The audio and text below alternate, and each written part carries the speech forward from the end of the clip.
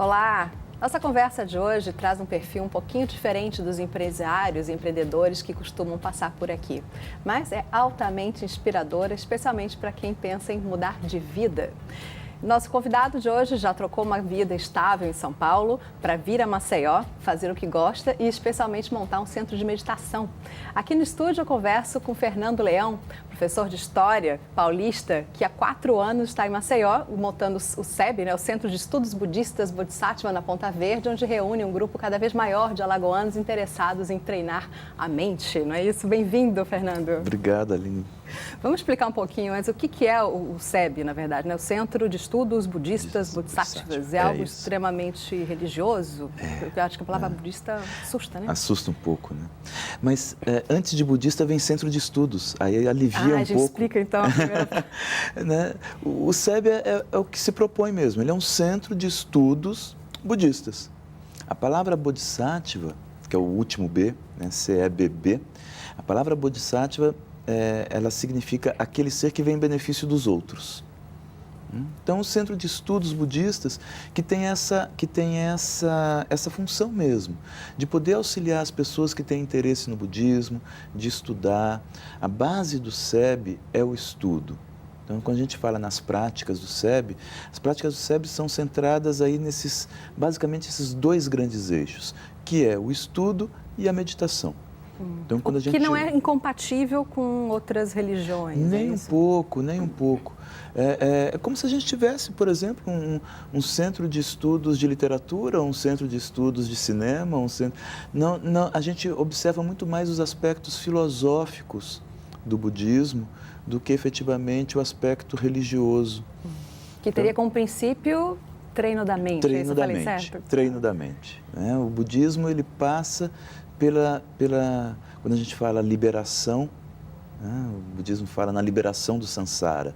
O que é a liberação do samsara? A liberação do samsara é você estar num estado de mente liberto. A palavra Buda é aquele que despertou. Buda é o desperto. Então não há uma doutrina de adorar o Buda ou ter alguma coisa assim. O Buda ele é um exemplo. Que, na verdade, qualquer um poderia, teoricamente, ser um Buda, não é isso? Poderia ser um Buda. Né? Existe aquela frase, né, muito forte dentro do budismo que diz: todos os seres têm a natureza de Buda. A natureza de todos os seres é a mesma. O Buda é aquele que atingiu um estado, né, de despertar frente a esse mundo que a gente considera um mundo ilusório, e ele dá os ensinamentos quase como se fosse do tipo assim: olha, se eu conseguir, você consegue. Porque se a gente olhar a vida do Buda, para ele conseguir, ele teve muito mais impedimentos do que a gente. Ele era um príncipe. Na Índia, não é isso? Na Índia. Ele era um príncipe, o Siddhartha, né? O nome dele, vamos dizer, de batismo, né? O nome dele, Siddhartha Gautama. Ele era um príncipe, ele tinha as obrigações, ele era casado, ele tinha filhos.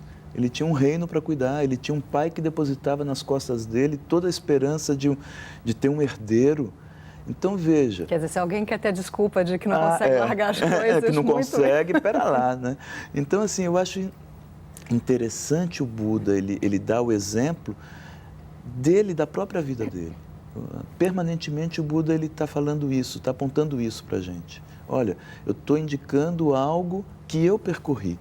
Eu estou ensinando algo que eu vivi. Não é uma teoria maluca. Eu experimentei. Eu palmilhei cada passo. E ele mesmo diz, tem um sutra. Né? O sutra é um texto dito pelo Buda. Então, assim, tem um sutra dele que é o Sutra no País dos Kalamas, que é muito interessante. Porque imagina, na época do Buda, estamos falando o quê? Há 26 séculos. Então, estamos falando aí 6 séculos antes de Cristo. Existiam muitos mestres que andavam pela Índia e passavam de cidade em cidade, de reino em reino, dando ensinamentos. Aí um dia o Buda chega no País dos Kalamas, eles falam: mas, abençoado, toda vez chegam mestres aqui e eles sempre dizem que o ensinamento deles é o último, é o melhor, é o mais alto, é o mais elevado. Você vai falar isso também? Não, depois desse não há mais nada. Você também vai falar a mesma coisa? Que o seu ensinamento é o mais elevado? Aí começa o ensinamento que ele diz assim: né? Você não tome nada como verdadeiro porque sou eu que estou falando. Você pega e experimenta. Se for bom, leva. Se não for bom, não leva. O que a gente faz no SEB é um pouco isso, apresentar os ensinamentos, apresentar os textos, fazer estudos e a gente levar isso para a nossa vida, independente da nossa tradição religiosa, independente da nossa fé ou falta de fé. Sim, mas são reuniões semanais, é isso? O SEB ele tem 4 horários de práticas, né, que são independentes. Terças e quintas à noite, quarta-feira bem de manhãzinha, 6 horas da manhã, e sábados à tarde, né? Das 4 às 5 e depois das 5 às 7. Essa das 5 às 7 é uma prática de meditação exclusiva. Então, a gente vai fazendo trechinhos de 15 minutos, meditação por essas 2 horas. Mas é um curso em sequência ou na verdade, dá para... Não, o SEB foi criado pelo Lama Padmasambhava e ele tem uma descrição do SEB que é muito interessante. Ele fala assim, o SEB é como se fosse uma escola aberta para alunos livres.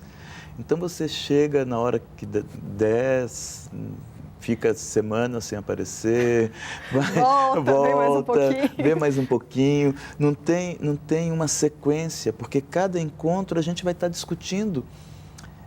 A gente não vai ficar só lendo o texto de 26 séculos. A ideia é a gente pegar esse texto de 26 séculos e ver se isso serve ou não serve na nossa vida. Colocar aqui no nosso século. Exato. Colocar no nosso dia a dia. Poder colocar isso dentro da nossa vida, da nossa prática. Né? Como é que funciona isso com minha mãe? Como é que funciona isso com meu chefe? Como é que funciona isso? Que, na verdade, justamente acho que o desafio, às vezes, é imaginar que, para mudar de vida, ou se eu vou seguir algum caminho assim, vou para as montanhas, me isolar, e realmente é mostrar que é possível. É possível. Estar liberto, talvez, até Exato. no meio... No meio das da coisas, bagunça. Da bagunça. No meio da bagunça. Você olha assim, está tudo acontecendo. Porque seria muito fácil a gente se liberar, né, pegando o talão de cheque, se rasgando, quebrando o cartão de crédito, ir para o meio de uma montanha e ficar lá. Aí é mole. Quer dizer, difícil, realmente. A prática mesmo é você continuar sem mexer nada na sua vida. Quer dizer, talvez o que seria traduzindo o quê? Manter o seu emprego, mas não com tanto apego. Exato. É isso? Porque o que muda não é nada palpável. O que muda é a sua relação com as coisas. As coisas continuam. O que vai mudando é o seu olhar. O que vai mudando é a sua forma de reagir, né? A reação às coisas é que acaba sendo a grande transformação. Que, aliás, esse é um ponto interessante, né? Porque quem começa, digamos, a controlar um pouquinho mais, ganha aquele tempinho de pensar antes de fazer uma besteira, né? Pois é. Eu costumo brincar lá no SEB dizendo assim, quando a gente pratica meditação, a gente começa a parar de bater a mão na testa. Né? Porque a gente vive fazendo isso, né? A gente fala alguma coisa... 2 segundos depois a gente... Se tivesse pensado, né? Como que eu fui falar isso? Como que eu fui fazer aquilo? Então a gente vai buscando esse espaço. Não é que a gente vai ficar um pastel. Sim, mas tem um distanciamento para agir com lucidez. Exatamente. É isso. A gente vai buscando esse espaço para não reagir de uma forma intempestiva e que isso não gere arrependimentos e sofrimento. Perfeito. Bom, a gente vai fazer uma paradinha aqui. Volta já então com essa conversa com o professor Fernando Leão. Não sai daí.